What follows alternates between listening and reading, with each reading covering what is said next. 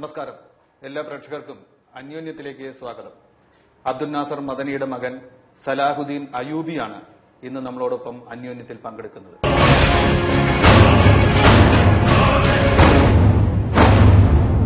അയൂബി, നമസ്കാരം.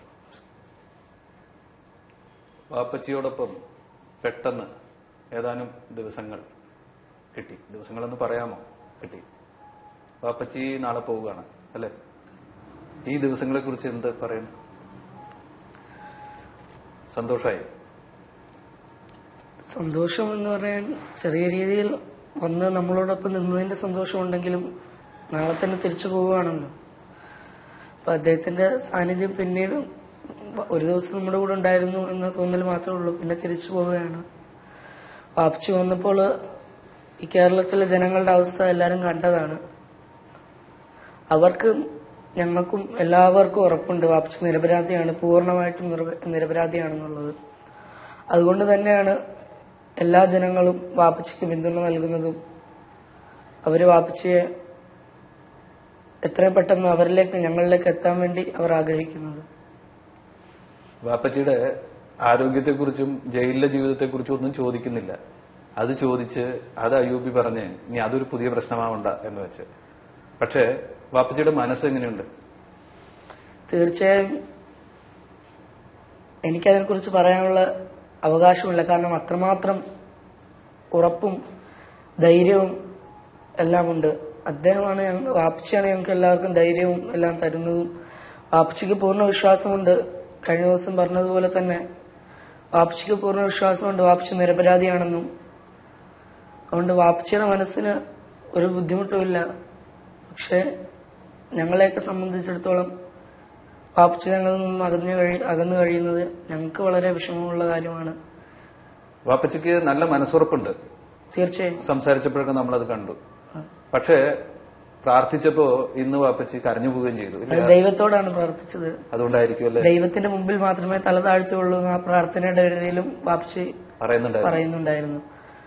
അള്ളാഹുവിന്റെ മുമ്പിൽ അഥവാ ദൈവത്തിന്റെ മുമ്പിൽ മാത്രമേ ഞാൻ ശിരസ് കുനിക്കുകയുള്ളൂ, വേറൊരു പടപ്പിന്റെ മുമ്പിലും ശിരസ് കുനിക്കുകയില്ല എന്ന് എന്നാണോ ഞാൻ കാണാൻ തുടങ്ങിയത്, അല്ലെങ്കിൽ അതിനു മുമ്പുള്ള കാലഘട്ടം മുതൽ ഇന്ന് വരെ വാപ്പച്ചി അങ്ങനെ തന്നെയാണ്, ഇനിയും അങ്ങനെ തന്നെ ആയിരിക്കും. അയ്യൂബിക്ക് ഇപ്പൊ എത്ര വയസ്സായി? എനിക്കിപ്പോൾ 15ാമത്തെ വയസ്സ്. 15ാമത്തെ വയസ്സായി. നേരത്തെ 2.5 കൊല്ലം മുമ്പ് കുറച്ചു കാലം നിങ്ങളുടെ കൂടെ ഉണ്ടായിരുന്നു ഇല്ലേ? ആ സമയത്തേക്കാൾ കുറച്ചുകൂടി അറിവും ബോധവും അയ്യൂബിക്ക് വെച്ചിട്ടുണ്ട്. ഇത്തവണ വന്നപ്പോ അയ്യൂബിയുടെ ഭാവിയെ കുറിച്ച്, ഇനി എങ്ങനെ അയ്യൂബി ജീവിക്കണം എന്നതിനെ കുറിച്ച് വാപ്പച്ചി എന്തെങ്കിലും പറഞ്ഞോ? ഇല്ല, അത് വാപ്പച്ചിന്ന് നിർദ്ദേശിക്കുന്ന പ്രകാരം അങ്ങനെ തന്നെ. എന്തെങ്കിലും ഉപദേശങ്ങളോ നിർദ്ദേശങ്ങളോ ഒക്കെ? തീർച്ചയായും നമ്മുടെ ഓരോ ചലനങ്ങളും ശ്രദ്ധിക്കുകയും നമുക്ക് അതിനുവേണ്ടിയുള്ള നിർദ്ദേശം അപ്പം തന്നെ തരികയും ഇനിയുള്ളത് ഞങ്ങൾ ശ്രദ്ധിക്കണമെന്ന് പറഞ്ഞു തരികയും ചെയ്യുന്നുണ്ട്. ഇത്തവണയല്ല, ആദ്യം വാപ്പച്ചി ജയിലിൽ പോകുമ്പോ ഓർമ്മയുണ്ടാവില്ല, കൊച്ചുകുട്ടിയാണ് അല്ലെ? ജനിച്ചിട്ട് 6 മാസം. അത് കഴിഞ്ഞ് ഇക്കയുമുണ്ട്. ഇക്കയ്ക്ക് അന്ന് കുറച്ചും കൂടി പ്രായമുണ്ട്. 3 വയസ്സൊക്കെ. നിങ്ങളുടെ രണ്ടുപേരുടെയും, അയ്യൂബിയുടെയും അതുപോലെ ഉമറിന്റെയും കുട്ടിക്കാലം സത്യത്തിൽ കോയമ്പത്തൂർ ആ ജയിലിന്റെ ഇടനാഴിയിൽ ഓടിക്കളിച്ച് വളർന്ന കുട്ടികൾ എന്ന് പറയേണ്ട വിധമാണ് അല്ലെ? തീർച്ചയായും. ഓർമ്മയുണ്ടോ അന്നൊക്കെ ജയിലിൽ പോയ കാര്യങ്ങളൊക്കെ? ഞാൻ ഓർമ്മ വെച്ചതുപോലെ ജയില് മാത്രമേ ഇപ്പൊ എന്റെ ഓർമ്മയിലുള്ളൂ. കാരണം അവിടാണ് നമ്മുടെ മറ്റുള്ള കുട്ടികളെ സംബന്ധിച്ചിടത്തോളം അവരെ ജനിച്ച് അവര് സംസാരിക്കുന്നത് തുടങ്ങുന്നത് ഉമ്മ എന്നോ വാപ്പ എന്നോ പറഞ്ഞുകൊണ്ടാണ്. പക്ഷെ ആ സമയത്ത് നമുക്ക് പറഞ്ഞു തരേണ്ടതും എല്ലാം നമ്മുടെ വാത്സല്യം മറ്റുള്ള കുട്ടികൾക്ക് അവരുടെ പിതാക്കന്മാർ നൽകുന്ന പോലുള്ള, അല്ലെങ്കിൽ അവരുടെ ഏറ്റവും വേണ്ടപ്പെട്ട ആളാണ് പിതാവ്. അവര് നൽകുന്ന വാത്സല്യം, നിർദ്ദേശങ്ങൾ അതെല്ലാം ഞങ്ങൾക്ക് നിഷേധിക്കപ്പെട്ടു. ജയിലിൽ പോയ ഓർമ്മ ഒക്കെ ഉണ്ടോ? കോയമ്പത്തൂർ ജയിലില് ചെറുതായിട്ട് ഓർമ്മയുണ്ട്. എന്തെങ്കിലും മനസ്സിൽ തങ്ങി നിൽക്കുന്ന ഓർമ്മകളുണ്ടോ ജയിലിൽ പോകുമ്പോഴും അവിടെ പോകുമ്പോഴും പല പ്രശ്നങ്ങളും തടഞ്ഞു വെക്കുകയും എന്നാൽ അപ്പോഴും ഞങ്ങൾ സമാധാനിപ്പിച്ചുകൊണ്ട് അപ്പം വാപ്പച്ചി ജയിലിലാണെന്ന് മാത്രം അറിയാം, ജയിൽ എന്താണെന്നോ അവസ്ഥ എന്താണെന്നോ അറിയില്ലായിരുന്നു. വാപ്പച്ചി എന്തിനാണ് ജയിലിൽ കിടക്കുന്നതെന്ന് അന്ന് ആലോചിച്ചിട്ടുണ്ടോ? ആലോചിക്കാനുള്ള പ്രായമൊന്നും ആയിട്ടില്ല. പറഞ്ഞു കേട്ടിട്ടുണ്ടോ? പറഞ്ഞു കേട്ടിട്ടുണ്ട്, വീട്ടിൽ നിന്ന് പറയുന്നതും മറ്റുള്ളവർ പറയുന്നതും.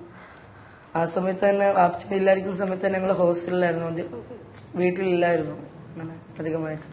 ഒരു തവണ കോയമ്പത്തൂർ ജയിലില് വാപ്പച്ചിയെ കാണാൻ നിങ്ങളെല്ലാരും കൂടി പോയപ്പോ ഒരു ചെറിയ പ്രശ്നം ഉണ്ടാവുകയും മുന്തും തള്ളും ഉണ്ടാവുകയും അയൂബി ഉമ്മച്ചിയുടെ കയ്യിൽ നിന്ന് താഴെ വീണ് നെറ്റിപൊട്ടുകയും ചെയ്തു എന്നൊക്കെ വാർത്തയുണ്ടായിരുന്നു. അന്ന് അയൂബിക്ക് ഓർമ്മയുണ്ടാവില്ല, പിന്നെ അത് പറഞ്ഞു കേട്ടിട്ടുണ്ടോ? ആ വാർത്തകളും അത് പറഞ്ഞു കേട്ടിട്ടുണ്ട്. ആ സാഹചര്യം ചെറുതായി ഇപ്പോഴും ഓർമ്മയിലുമുണ്ട്. ചെറുതായി ഓർമ്മയിലുണ്ടോ? എന്തായിരുന്നു അന്നത്തെ ഒരു തോന്നൽ? എന്ത് സംഭവിക്കുന്നു എന്നാണ് വിചാരിച്ചത്? പിന്നെ കണ്ടു പരിചയമായിട്ട് നമുക്കറിയാമായിരുന്നു ഇങ്ങനെ ബുദ്ധിമുട്ടിന്റെ സാഹചര്യമാണെന്നും. ഞങ്ങൾ വാപ്പച്ചി കണ്ടിറങ്ങുന്ന സമയത്ത് പെട്ടെന്ന് ഉമ്മച്ചിയെ വന്ന് ഒപ്പിടിപ്പിക്കാൻ ശ്രമിക്കുക, അങ്ങനെ കുറെ ഉന്തും തള്ളുണ്ടായോ? അങ്ങനെ പരസ്പരം അങ്ങോട്ടും ഇങ്ങോട്ടും ആയിട്ട് അവര് പിന്നെ ഫയർഫോഴ്സ് വന്ന് തടയും, അങ്ങനെ കുറെ ഇതുണ്ടായിട്ട്. എവിടെയാണ് അന്ന് മുറിഞ്ഞത്? അത് ഓർമ്മയുണ്ടോ? നെറ്റിയിലായിട്ട്. നെറ്റിയില് ചെറിയൊരു പാടുണ്ട്. എവിടെയത്? ആ പാടാണോ? ആ കാണുന്ന പാടാണല്ലേ? അത് കഴിഞ്ഞ് പിന്നീട് ഇത്തവണ ജയിലില്, ബാംഗ്ലൂര് ജയിലിൽ നിന്ന് ആശുപത്രിയിലേക്ക് കൊണ്ടുപോയപ്പോ ഇക്കയായിരുന്നു കൂടെ നിന്നിരുന്നു. അന്ന് പോയിരുന്നു അവിടെ? ഡിസ്ചാർജിന്റെ സമയത്ത് പോയിരുന്നു.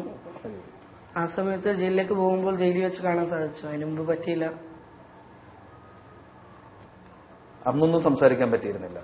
അന്ന് ജയിലിൽ വെച്ച് പിറ്റേന്ന് പോയി കാണുകയും സംസാരിക്കുകയും ചെയ്തിരുന്നു. ഇത്തവണ വന്നപ്പോ ഒരുപാട് സമയം സംസാരിക്കാൻ പറ്റുമോ വാപ്പച്ചിയായിട്ട്? ഇല്ല, എപ്പോഴും തിരക്കും, പുറത്ത് പിന്നെ ഡോക്ടർമാര് വരിക, ചെക്കപ്പ്.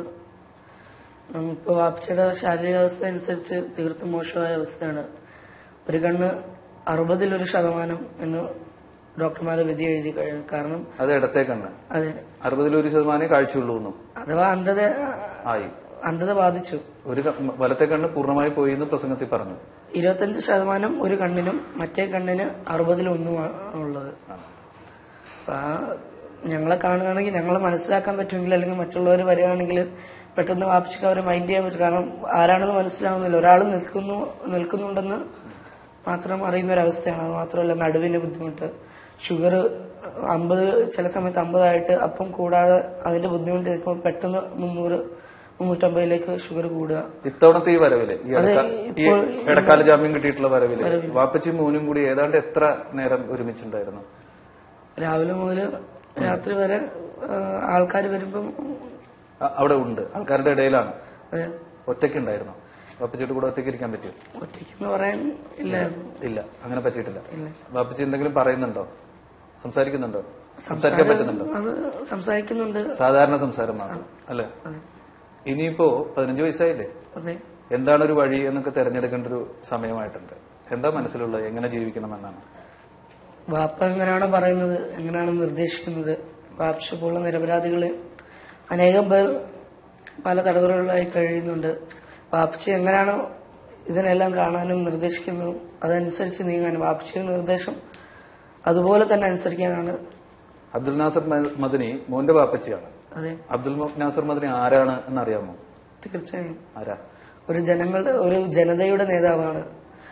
മർദ്ദിതർക്ക് വേണ്ടി, ഒരുപക്ഷെ കേരളത്തില് രാഷ്ട്രീയമായിട്ട് പറയുകയാണെങ്കിൽ തന്നെ ആദ്യമായി മർദ്ദിതർക്ക് വേണ്ടി വാദിച്ചതും, മർദ്ദിതർക്കെതിരെ വരുന്ന പ്രശ്നങ്ങൾക്ക് അതിനൊരു പരിഹാരം ഉണ്ടാക്കാൻ വേണ്ടി പാവപ്പെട്ടവർക്ക് വേണ്ടി ചെയ്തതിന്റെ പേരിലാണ് വാപ്പച്ചി ഇതെല്ലാം അനുഭവിക്കുന്നതെന്നും വാപ്പച്ചിക്ക് കുറെ ഒരു പറ്റം ജനങ്ങളുണ്ടെന്നും വിശ്വസിക്കുന്നു.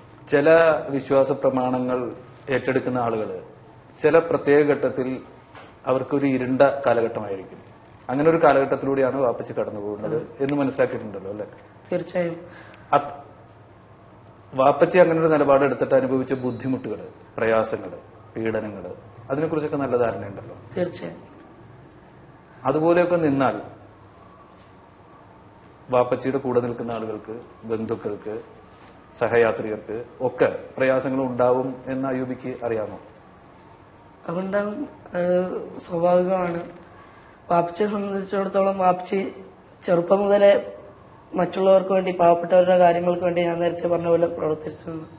വാപ്പച്ചിയുടെ ഉദാഹരണത്തിനായിട്ട് വാപ്പച്ചിയുടെ കാല് പോയ സമയത്ത് വാപ്പച്ചി മെഡിക്കൽ കോളേജിലായിരുന്നു, തിരുവനന്തപുരം മെഡിക്കൽ കോളേജിലും. ആ സമയത്ത് വാപ്പച്ചിയുടെ കാല് പോയിരിക്കുകയാണ്. കുഷ്ഠരോഗികളായ ചില രോഗികൾ അവരുടെ രോഗം കാരണം അവരുടെ കാല് നഷ്ടപ്പെട്ടിരുന്നു. ഇപ്പോഴും ഒരുപക്ഷെ ആരും അറിയാത്തൊരു വിഷയമായിട്ടാണ് ഞാൻ കാണുന്നത്. ആ സമയത്ത് അവർ എല്ലാവരും കൂടി വാപ്പച്ചിക്ക് വേണ്ടി കത്തയച്ചു. വാപ്പച്ചിയെടുത്ത് കത്തയച്ചു, താങ്കൾ കാലില്ലാത്തവരുടെ വേദന മനസ്സിലാക്കുന്നുവെന്ന് ഞങ്ങൾക്കറിയാം, ഞങ്ങളും അതുപോലെ ബുദ്ധിമുട്ടുന്ന ആൾക്കാരാണ്, അതുകൊണ്ട് ഞങ്ങൾക്ക് വേണ്ട സഹായം ചെയ്തു തന്നാൽ നന്നായിരിക്കുമെന്ന് അവർ കത്തയച്ച് അറിയിക്കുകയുണ്ടായി. വാപ്പച്ചി അത് 150ഓളം പേർക്ക് അന്നത്തെ കാലത്ത് വാപ്പച്ചി ആരും അതൊരു പബ്ലിസിറ്റി ഇതുവരെ ആയിട്ടില്ല, അങ്ങനെ പ്രതീക്ഷിച്ചിട്ടുമില്ല.